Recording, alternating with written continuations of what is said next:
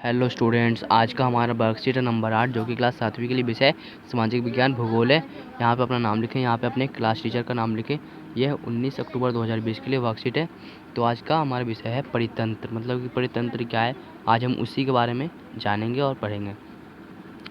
तो यहाँ पे एक है, विचार करें। कैक्टस पौधे के पत्तियाँ कांटों के रूप में होती है। जो कैक्टस होता है यह रेगिस्तान में पाया जाता है। इसकी सभी पत्तियाँ कांटे से होता है। कांटे जैसा आपको पता है कांटा कैसे होता है, उसी तरह का होता है। ऊँट को रेगिस्तान का जहाज क्यों कहते हैं? क्योंकि वह ऊँट सिर्फ रेगिस्तान में चल सकता है, क्योंकि रेगिस्तान में ना गाड़ी चल सकता है, ना साइकिल, ना कुछ नहीं। इसलिए सिर्फ रेगिस्तान में ऊँट ही चलता है, तो इसलिए ऊँट रेगिस्तान का जहाज कहते हैं। तो यह है कमल। कमल के पौधे की पत्तियां चपटी क्यों होती है? तो इसके बारे में भी हम पढ़ेंगे इसमें। मेंढक पानी के पास क्यों पाए जाते हैं? ठीक है, यह है तटीय क्षेत्रों में रहने वाले लोगों के भोजन का मुख्य भाग मछली क्यों है? क्योंकि उन्हें और कुछ मिलता नहीं होगा, इसलिए वह मछली को ही खाते हैं। ठीक है, यहाँ से पढ़ेंगे। विभिन्न स्थानों पर पाए जाने वाले जीव जंतु, वनस्पति एवं लोगों के रहन सहन के तरीके भिन्न होते हैं। सभी पेड़ पौधे, जीव जंतु एवं मानव अपने अपने आसपास के पर्यावरण पर आश्रित होते हैं। पारे वे एक दूसरे पर भी आश्रित हैं। जीवधारियों का आपसी एवं अपने आसपास के पर्यावरण के बीच का संबंध ही परितंत्र का निर्माण करता है। एक परितंत्र में वह सभी कारक हैं जो एक विशिष्ट क्षेत्र में परस्पर क्रिया करते हैं, चाहे वे जीवीय हो या अजीवीय। संसार में प्रत्येक विशिष्ट परितंत्र के पास अपने निर्जीव वस्तु द्वारा निर्मित स्वयं की स्थितियां हैं। वह स्थितियां निर्धारित करती है कि किस प्रकार की जीव कहाँ रहने के लिए सक्षम होंगे। जीव जंतु केवल वहीं पनप सकते हैं जहाँ उसकी ज़रूरतें पूरी हो। अधिक वर्षा वाले वन, घास स्थल, रेगिस्तान, पर्वत, झील, नदी, महासागर एवं छोटे से ताल का भी एक परितंत्र हो सकता है। मानव ने अपने विवेक के उपयोग से मछली घर, बागान और बाग पार्क जैसे कृत्रिम परितंत्र की रचना की है। तो हमने मनुष्य ने किस किस का उपयोग किया, जैसे कि मछली घर भी हमने बनाया, बागान भी हमने बनाया, और बाग और पार्क, बाग यानी पार्क होता है, तो उसमें हमने बनाया। तो ये सब परितंत्र जो कि मानव कृत्रिमिक है, तो इन्हें हम सब बने बनाया है। यहाँ परितंत्र वह तंत्र जिसमें समस्त जीवधारी आपस में एक दूसरे के साथ तथा पर्यावरण के उन भौतिक एवं रासायनिक कारकों के साथ परस्पर क्रिया करते हैं जिनमें वे निवास करते हैं। ये सब ऊर्जा और पदार्थ के स्थानांतरण द्वारा समृद्ध है। ठीक है, इस तरह से है ये।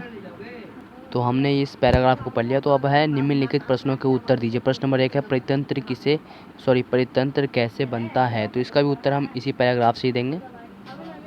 तो हमारा प्रश्न नंबर 1 का उत्तर होगा यहाँ से यहाँ तक, जीवधारियों का आपसी एवं अपने आसपास के पर्यावरण के बीच का संबंध ही परितंत्र का निर्माण करता है। आप यहाँ से लिखेंगे जीवनधारियों, ये पूरा एक लाइन यहाँ से यहाँ तक, और ये लास्ट है करता है। ठीक है, यहाँ से आपको ये पूरा लाइन लिखना है बस। अगला क्वेश्चन है, इनमें से कौन सा प्राकृतिक परितंत्र नहीं है?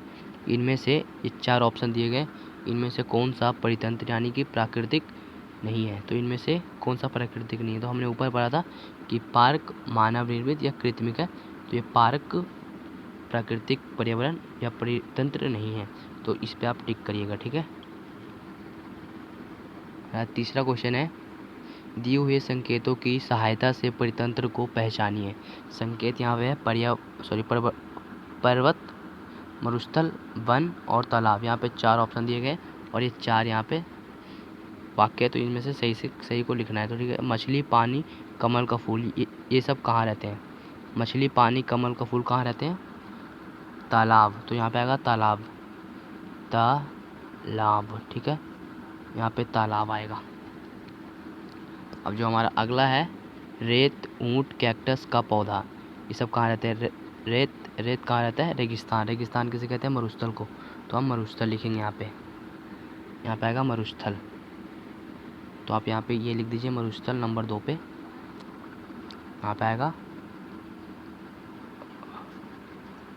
ये हो जाएगा मरुस्थल। ठीक है, इस तरह से हो जाएगा मरुस्थल। नंबर दूसरे पे। अब नंबर तीसरा का है घने पेड़, जंगली जानवर, मिट्टी।